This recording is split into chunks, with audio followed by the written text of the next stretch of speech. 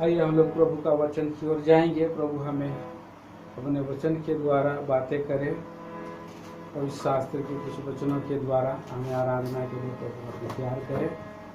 आइए प्रिय भाई बहनों, आराधना का वचन की ओर हम लोग जाएंगे।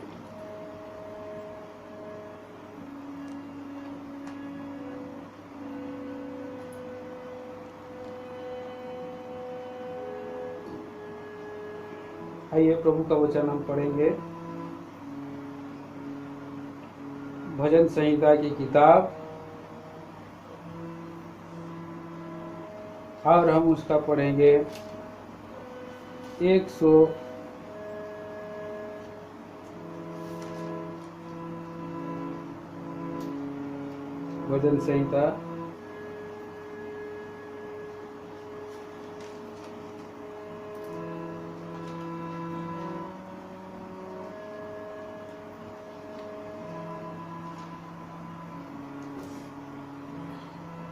भजन संहिता 136 अध्याय, भजन संहिता 136 अध्याय का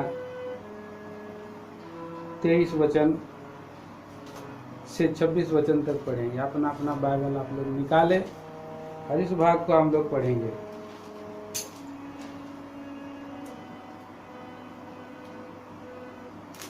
उसने हमें दुर्दशा में हमारी शुद्धि ली, उसकी करुणा सदा की है, और हमको शत्रुओं से छुड़ाया है, उसकी करुणा सदा की। वह सब प्राणियों को आहार देता है, उसकी करुणा सदा की है। स्वर्ग के परमेश्वर का धन्यवाद करो, उसकी करुणा सदा की है।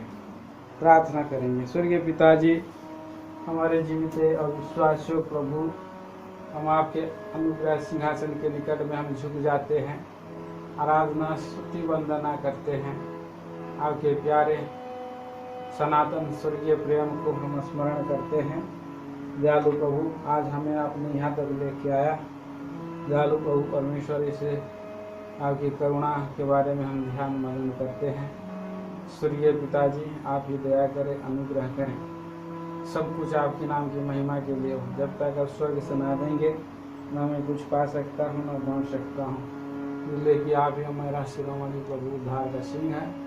सारी गौरव मान महिमा देकर इस प्रार्थना को मसीह यीशु के नाम में मांगते हैं, आमीन।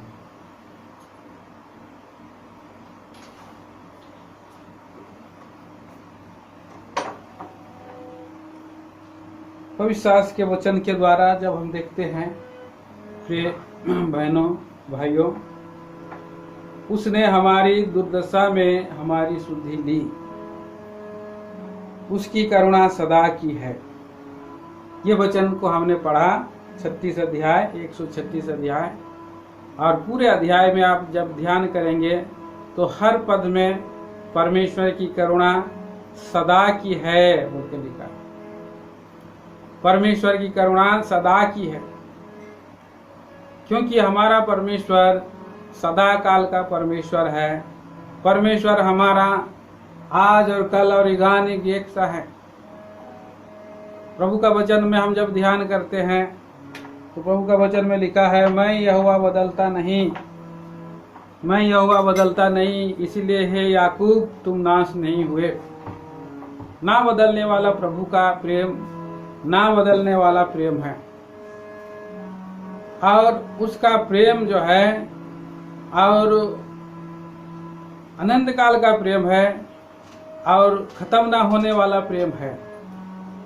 यिर्मयाह नबी की किताब उसका 31 अध्याय का 3 वचन आप पढ़िए, कोई भी। यिर्मयाह नबी की किताब 31 अध्याय 3 वचन में जब हम उसको पढ़ते हैं, यहोवा ने मुझसे मुझे दूर से दर्शन देकर कहा है, यहोवा ने मुझे दूर से दर्शन देकर कहा है, मैं तुझसे सदा प्रेम रखता आया हूँ, मैं तुझे सदा प्रेम रखता आया हूँ। इस कारण मैंने तुझ पर अपनी करुणा बनाए रखी है। मनुष्य जाति को परमेश्वर का प्रेम, इस्राएली प्रजा को परमेश्वर का प्रेम, इस्राएलियों को परमेश्वर का प्रेम, विश्वासियों को परमेश्वर का प्रेम, और उसका प्रेम को यहाँ पर दिखाई देता है। वहां पर कहता है कि यहोवा ने मुझे दूर से दर्शन देकर कहा, मैं तुझसे सदा प्रेम रखता आया हूँ। इस कारण मैंने तुम्हें अपनी करुणा बनाई रखी है। तो परमेश्वर का प्रेम ऐसा है। हो सकता है हमारे जीवन के अपराधों के लिए, पापों के लिए, अनाज्ञाकारिताओं के लिए, हमारे गुप्त पापों के लिए प्रभु नाराज है, दुखी है। आदम भी अनाज्ञाकारिता किया तो भी क्या प्रभु का करुणा हम पर यीशु मसीह के द्वारा मिला कि नहीं मिला? मिला। ये सच है प्रियो। प्रभु की लोगों को परमेश्वर जिनको चुन लेता है, बना लेता है, उसका करुणा सदा काल के लिए परमेश्वर बनाए रखता है। इसलिए वो कहता है कि मैं तुझे सदा का प्रेम रखता है। सदा का प्रेम मतलब जिसका प्रेम अनंत काल के लिए है, कभी घटेगा नहीं या बदल नहीं जाएगा, खत्म नहीं हो जाएगा। ऐसा प्रेम हमारा प्रभु ने किया है, सदा काल का प्रेम से प्रेम किया है। इसी के लिए उसने हमारे जीवन में करुणा बनाए कर रखा है और हम इसके विषय में प्रभु की स्तुति कर सकते हैं। हमारा प्रभु का वचन में हम पढ़ते हैं भजन संहिता यशायाह की किताब 54 अध्याय का 10 वचन में लिखा है, चाहे पहाड़ टल जाएं, चाहे पहाड़ियां टल जाएं, परंतु पढ़ दीजिए उस वचन को। चाहे पहाड़ हट जाएं, हाँ, और पहाड़ियां टल जाएं, तो भी मेरी करुणा तुझ पर से कभी ना हटेगी। तो भी मेरी करुणा तुझ पर से कभी ना हटेगी। और मेरी शांतिदायक वाचा ना टलेगी। हाँ, यहोवा जो तुझ पर दया करता है, उसका यही वचन है। यही वचन है। चाहे पहाड़ टल जाएं, चाहे पहाड़ियां हट जाएं या पहाड़ियां टल जाएं, तो भी प्रभु का प्रेम कभी खत्म नहीं होगा। करुणा, लविंग काइंडनेस बनाया हुआ है। आकाश और पृथ्वी का सृजनहार परमेश्वर ऐसा करुणा किया। इस्राएली लोगों ने अनाज्ञाकारिता करके बंधुआई में चले गए, परंतु 70 साल की बंधुआई जब खत्म हो गई, वापस इस्राएली लोग आए और उन्होंने जब परमेश्वर का भवन को बनाया, तो जब परमेश्वर का भवन को और उसका शहरपना को बन गया, तब सब लोगों ने एक ही गीत गाया था, यहोवा का धन्यवाद करो क्योंकि उसकी करुणा सदा की है। ये गीत को उन्होंने गा करके रोते रोते गा रहे थे। बहुत लोग खुशी से गा रहे थे, बहुत बुजुर्ग लोग तो रोते रोते गा रहे थे ये गीत को, यहोवा का धन्यवाद करो क्योंकि उसकी करुणा सदा की है बोल करके वो गीत को गा। सो मनुष्य जाति को परमेश्वर का प्रेम कम नहीं हुआ है। बहुत लोग सोच रहे हैं, बहुत लोग बोलते हैं कि इस कलयुग में कहाँ है परमेश्वर, और इसलिए इस संसार में लोग अपना अपना मनमाने तरीके से जीवन बिता करके और पाप में जीवन बिता करके मजे करके दुनिया के पापों को जी रहे हैं, कमा रहे हैं। ऐसे भयंकर पापी दुनिया में भी परमेश्वर अपने लोगों को दर्शन दिया है, अपने लोगों को चुन के अलग किया, अपना एक जाति बना, प्रजा बनाया है, और उसी प्रजा के लिए परमेश्वर की ये बड़ी प्रतिज्ञा है, उसकी बड़ी योजना, बड़ी संकल्प है। और इसलिए भजन संहिता की किताब हम पढ़ते हैं, उसका 36 अध्याय में उनके लिए करुणा स्वर्ग तक पहुंची है बोलता है। तो 36 का 5 में लिखा है, पढ़िए। हे यहोवा, तेरी करुणा स्वर्ग में है, तेरी सच्चाई आकाश मंडल तक पहुंची है। तेरी करुणा स्वर्ग में है और तेरी करुणा और तेरी सच्चाई आकाश मंडल तक पहुंची है। करुणा स्वर्ग में है मतलब स्वर्ग तक ऊंचा है, स्वर्ग तक ऊंचा उसकी करुणा है। और इतना ही नहीं, यहाँ पर लिखा है 7 वचन में, हे परमेश्वर तेरी करुणा कैसी अनमोल है, मनुष्य तेरे पंखों तले शरण ले। परमेश्वर के पंखों तले में हम आ चुके हैं। उसने अपना पंख फैला करके हमें अपने शरण में ले लिया है और उसका करुणा को हम जो है उसकी कीमत नहीं अंकलन कर सकते हैं, इसका हिसाब नहीं लगा सकते। अनमोल करुणा के कारण तो हमको अनमोल करुणा मिला। प्रभु के दास लोगों ने गीत बनाया, प्रभु तेरी अनमोल करुणा नित मैं गाऊंगा, नित मैं गाऊंगा। प्रभु तेरी अनमोल करुणा नित मैं गाऊंगा, नित मैं गाऊंगा। पीढ़ी पीढ़ी को बतलाऊंगा, अमर है तेरी दया, अमर है उसकी दया करुणा।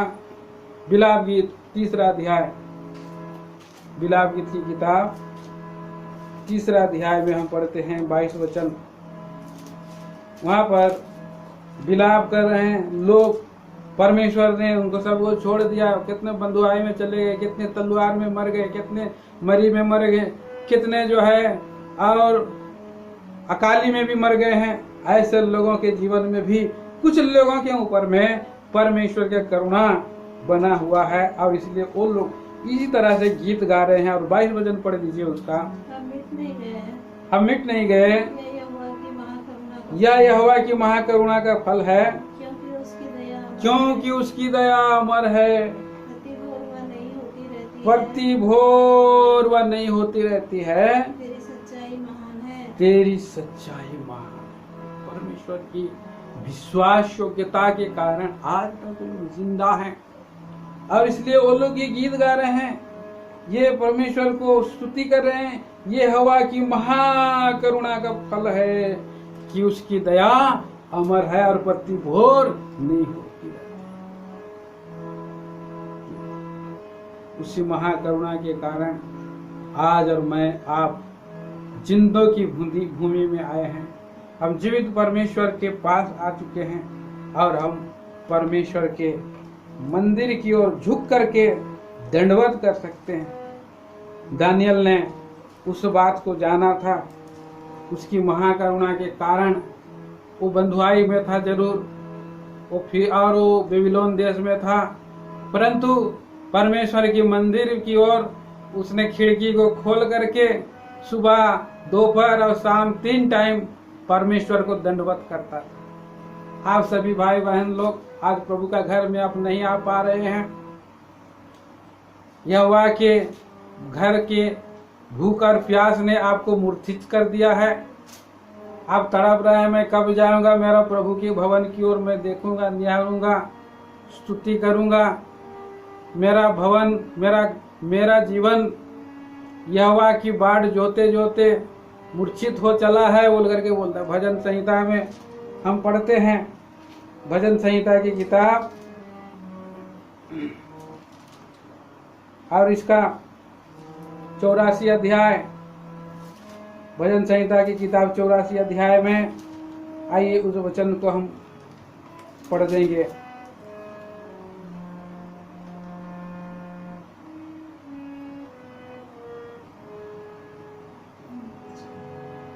पढ़िए। मेरा प्राण यहोवा के आंगन की अभिलाषा करते करते मूर्छित हो चला। एक वचन। हे सेनाओं के यहोवा, हे सेनाओं के यहोवा, तेरे निवास क्या ही प्रिय है, तेरे निवास क्या ही प्रिय है। मेरा प्राण यहोवा के आंगन की अभिलाषा करते करते मूर्छित हो चला है।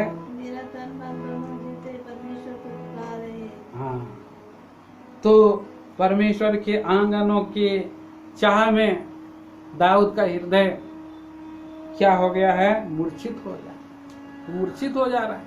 जो प्रभु का प्रेम करते हैं वो उनका प्रभु के घर की ओर रहते हैं। आज प्रिय भाई बहनों, आप लोग प्रभु का घर में नहीं आ पा रहे हैं, खैर कोई बात नहीं है। प्रभु आपका मन की वेदना को जानता है, आपकी समस्या को जानता है। ये बात यहाँ पर है, जो प्रभु के भवन में रहते हैं वो निरंतर प्रभु की आराधना करते रहते हैं, प्रभु की स्तुति करते रहते हैं। तो प्रभु के घर की ओर आप मुंह करके परमेश्वर का आराधना आप कर सकते हैं, प्रभु का दंडवत कर सकते हैं। प्रभु के पढ़ दीजिए भजन संहिता 5 अध्याय और उसका 7 वचन। परंतु मैं तो तेरी अपार करुणा के कारण तेरे भवन में आऊंगा। अपार करुणा है, अपार करुणा के कारण एक दिन प्रभु आपको अपने घर में लेकर के आएगा। मैं आऊंगा बोल रहा है।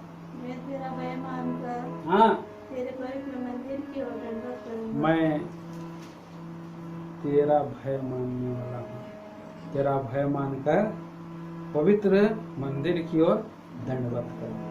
आप अपना रूम में घर में है, प्रार्थना भवन की ओर आप दंडवत करके प्रभु की आराधना के भेंट को आप चढ़ाएं, क्योंकि प्रभु आज आपको जिंदा रखा है, आज जीवितों के भूमि में रखा है।